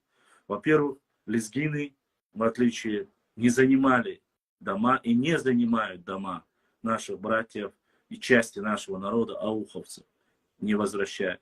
Как это делают, допустим, аварцы, или как это делают, допустим, те же лакцы. У нас нету с ними спорных вопросов.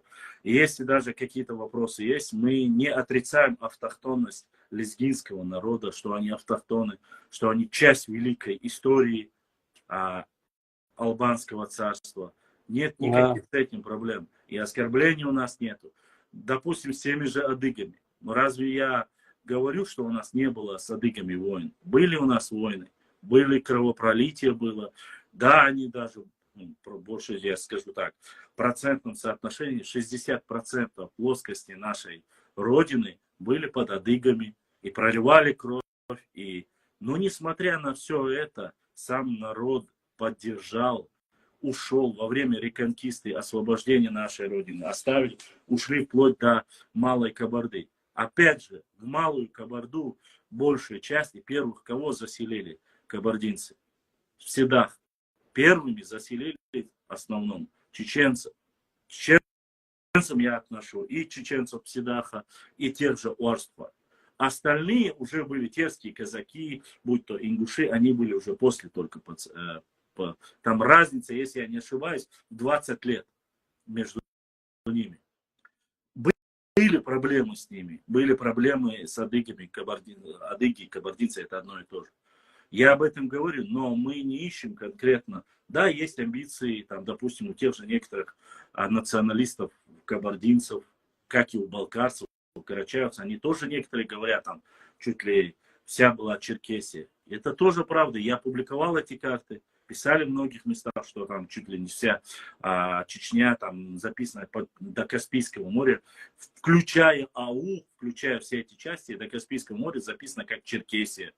Нету ничего такого. Поэтому, касаясь вопроса, который ты сказал по лезгинам, это очень интересная версия. Вполне вероятно, если они сохранили какие-то данные, если сохранили какой-то материал, и он является ученым, если он подтвердит это, имеется в виду, пришлет тебе ссылку на что-нибудь или напишет сам.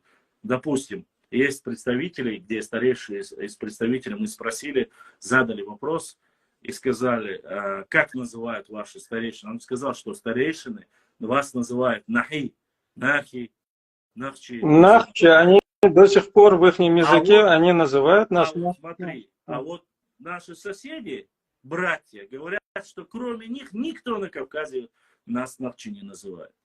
Благо, альхамдулилля, скажу честно, я буквально недавно был в Осетии, ездил по своим делам. Владиков. И какой бы меня ни останавливал сотрудник, молчи ты? Я говорю, да, я молчу. Сотрудники, куда бы я ни зашел, они не говорят уже чеченцы.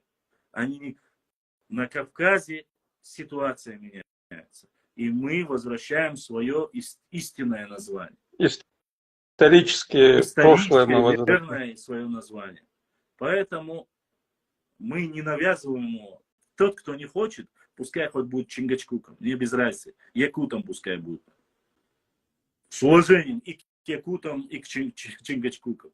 Но мы говорим о достойных сынах своего народа. Если сегодня, вот видите, когда я что-то говорил, научно доказывал про войнахи, все молчали. Это человек, которому сейчас я как раз таки веду стрим, отвечаю на вопросы, ему скажет 61, он говорит, без разницы, хоть 70, хоть 60. Он говорит, Нохчи, это не войнахи, не войнахи даже, а вейнахи. И он перечисляет кого? Он перечисляет отдельно галгаевцы, цоринцы, Несерхой, Фэкпи, Кистинцы. Он отдельно их называет. Не называет Мелхи, не называет Ирой, Зумсуай.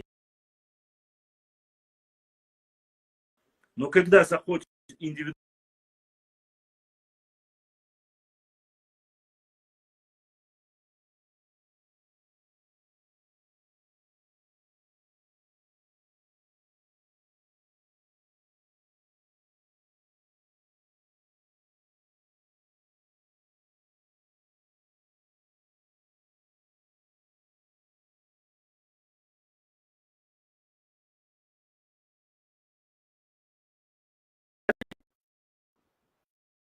являться там, допустим, представителями, ну да ладно, представителями. Это вот вопросы, и они их проталкивают. Я вот Эльчин, я вот это продолжу, две мысли, которые ты сказал. Вот то, что касается лезгинов и отношений между лезгинами и чеченцами, они имеют глубокие корни, я считаю, потому что еще в царское время, когда ведь существует же в кавказской языковой семье две группы, да, абхазо-адыгская и нахско-дагестанская. Но нахско-дагестанский термин был внесен в царское время, и многие ученые протестовали. Это была нахско-лезгинская языковая семья. Те, кто говорят, что они не воевали при имамате, не участвовали, до имамата, когда... Я прошу всех зрителей, подчеркиваю, что я такого не говорю. Он констатировал мне, да, и говорил, что я же и говорю. Участвовали. Я же говорю, что я отвечаю тому, кто говорит, что они не участвовали. Это не твои слова. К тому человеку, что и к тем людям, кто это утверждает, что еще до имамата, когда чеченцы сталкивались с Российской империей, 1000 лезгин пришло на помощь, и все они погибли, кроме 6 тяжело раненых. Понимаешь, в одном бою 1000 пришли на помощь к чеченцам, когда чеченцы одни были, то есть не было ни других народов. А то, что касается в имамате, то это исторический факт, когда есть даже такое знаменитое Ахтынское сражение, где это самые лезгины. И лезгины не только на севере, но они и с персами, и с турками сколько бились на юге, они практически были уничтожены на южном склоне Кавказского хребта. Белоканские лезгины и так далее. Но мы не об этом. Поэтому, вот такая ситуация. Я все это, то, что ты мне сказал, эти вопросы задам, соберу этот материал, и я тебе предоставлю. Мегаду башлам, адеквил ар волсута. Я хотел бы еще сейчас немножко дополнить. Вот многие там начинают башлам, летают гори вожи Мирворов, я занялся. Дудаш, я прошу вас не учить меня, я знаю, но и вы меня поймите. Когда ко мне приходит гость, мне хочется поделиться с ним максимальной информацией. поделиться с информацией и узнать и от него, и самому поделиться. В данной ситуации вопрос лезгина навчительские отношения мало затрагиваются. Не потому, что их нету. Они были и взаимоотношения. И учителя, кстати, одним из учителей нашего первого имама Кавказа, первого и единственного имама Кавказа, всего Кавказа, шейха Мансура из Тейпа Эльстанчхо, у Шурмы, является как раз таки, если я не ошибаюсь, является лезгин. И да, может, многие не знают, может, какие-то отношения нехорошие есть к ним. Я не знаю, у каждого свое мнение. Но стоит отдать должное с точки зрения ислама, одним из первых, кто принял ислам и проповедовал ислам, и распространял ислам, это лезгины. Стоит об этом знать. В первую очередь это лезгины. Потому что кто бы что ни говорил. А что касается взаимоотношений леков и нахчи, лезгинов конкретно в данной ситуации, потомков, прямых потомков леков, хочу сказать, что это непосредственно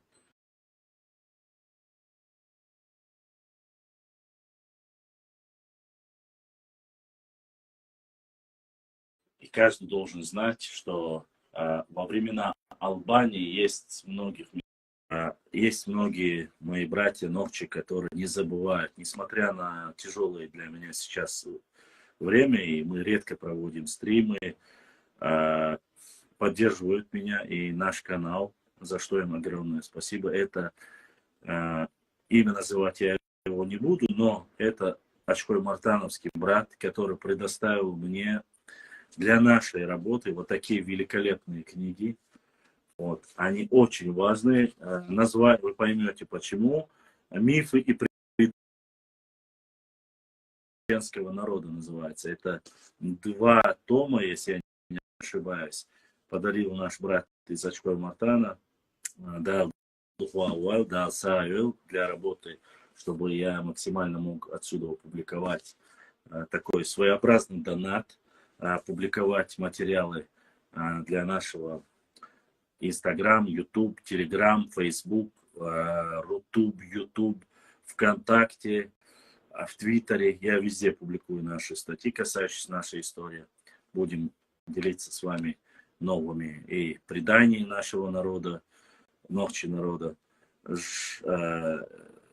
Огромную благодарность выявить моим подписчикам из Ачхой Мартана, моим братьям, которые поддерживают. Купил, принес, привез, подарил, так сказать. Вот. Также хочу поблагодарить сегодня за донатили, сколько человек, сейчас я вам скажу, пока, чтобы если вдруг что, сегодня наш канал поддержали, аж целых 5 человек прислали донат. Юрт Аух, Ауховские волки, Руслан, Шароевский волк, Умар, как всегда, задонатил. Я думаю, это Бакар задонатил. Ну и остальные имена здесь не написано, но написали. Вот 5 человек, которые поддержали наш канал, за что огромное спасибо.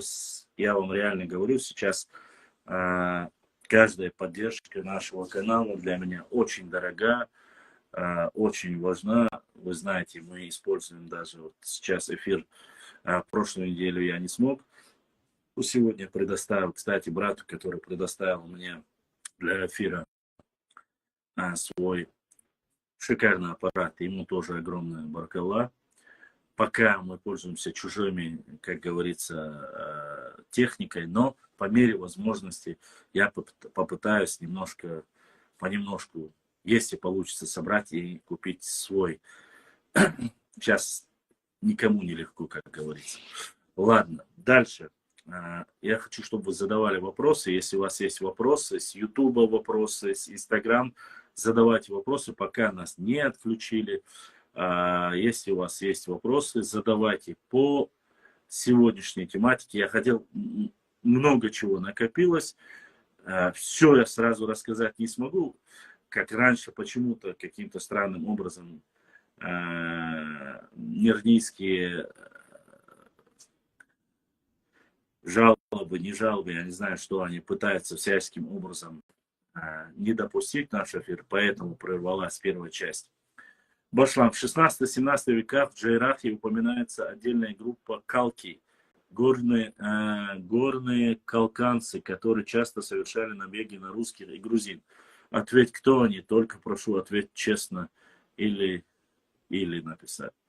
Расул Альдиев. Во-первых, я не могу сказать тебе, кто это. Честно скажу тебе, ты попросил меня ответить, и честно я тебе отвечу. Расул, что касается не нашей истории, меня не волнует. Я не буду это рассказывать. Кем они были в то время, чеченцами они были, кем они были, я говорить не хочу.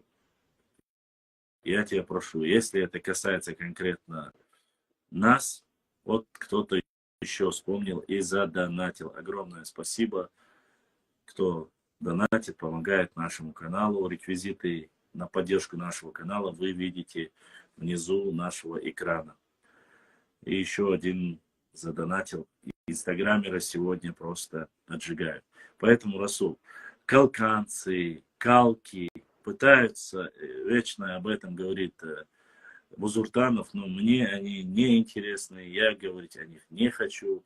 Что бы я ни сказал, все равно скажут, вот им своего рассказывать нечего, они нас, мне дела нету, честно сказать.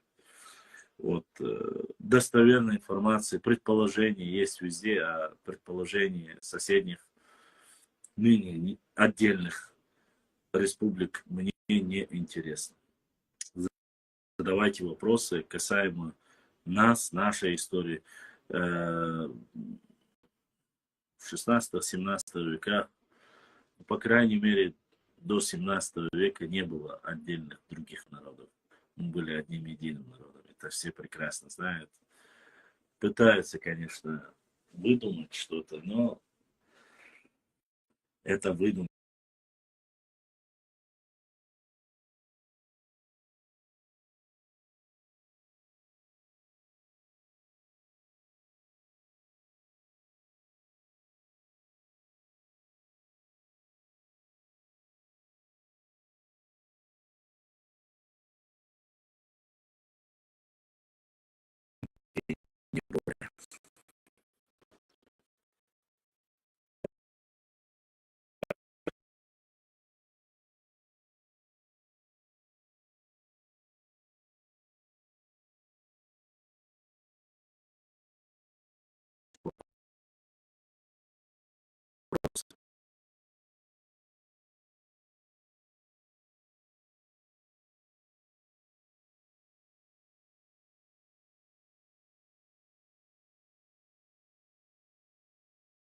Если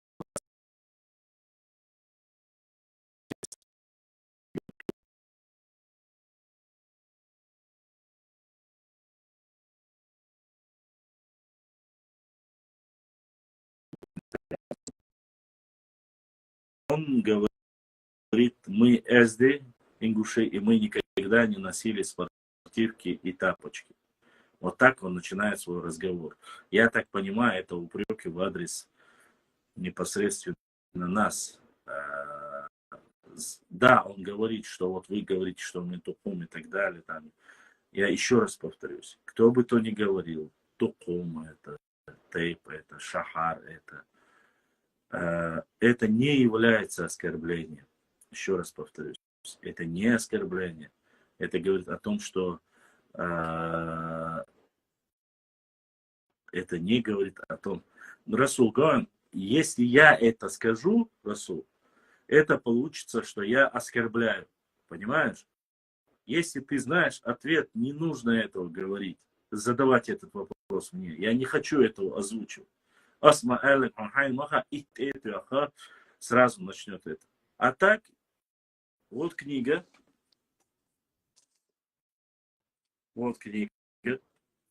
которую мне подарил любезно мой брат Эхкей с Ингушетии.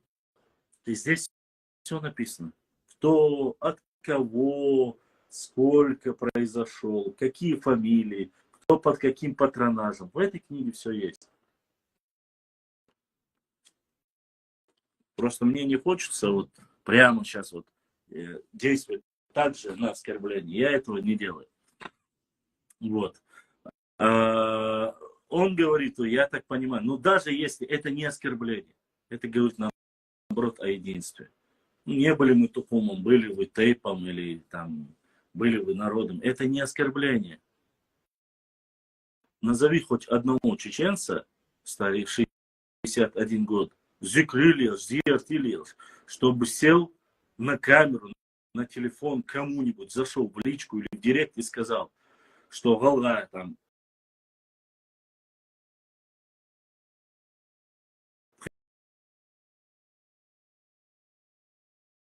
найди такого. Разве мы себе это позволить можем? Разве это эсди? Разве это красиво? Это по-братски? Это по-исламски, по-мусульмански? Как это вообще можно понять? 5 тейпов чистые, остальные шнырящие. И понимай, как хочешь это.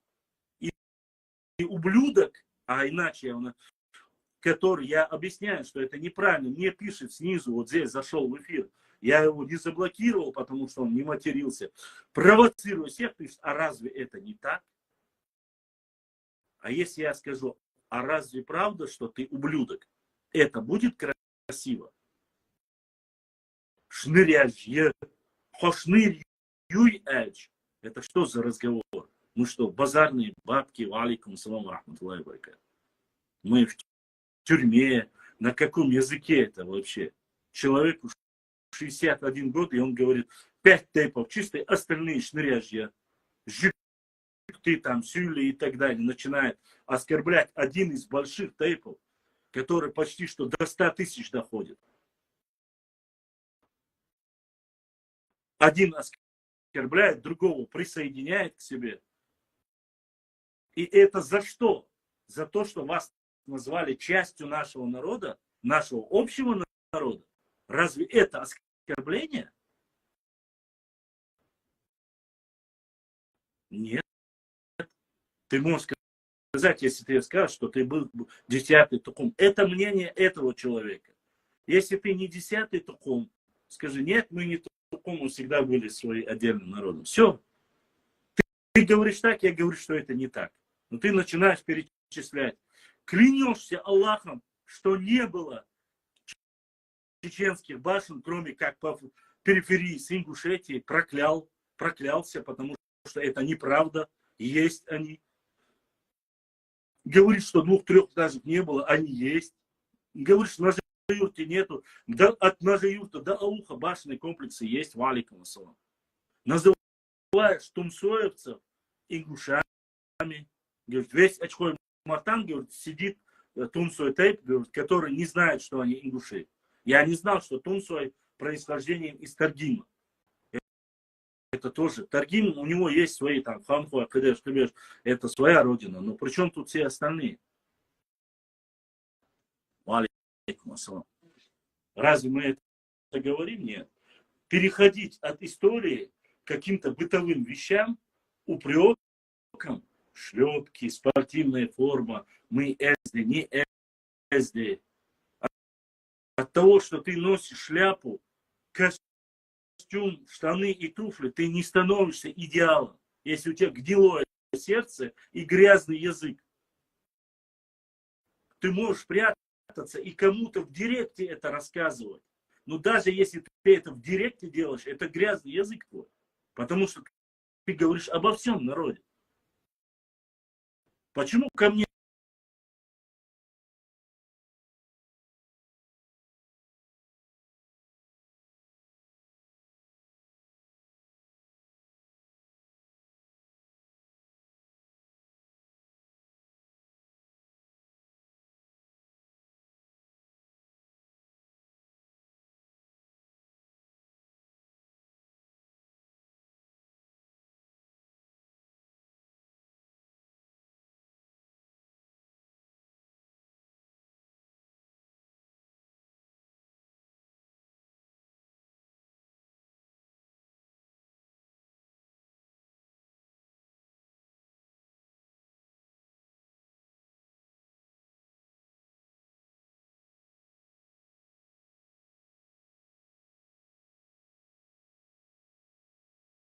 приходящих ночи не говорит, что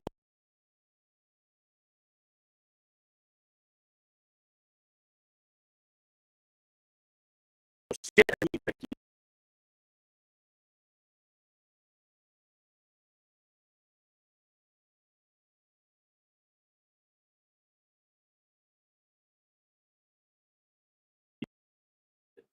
Не говорят.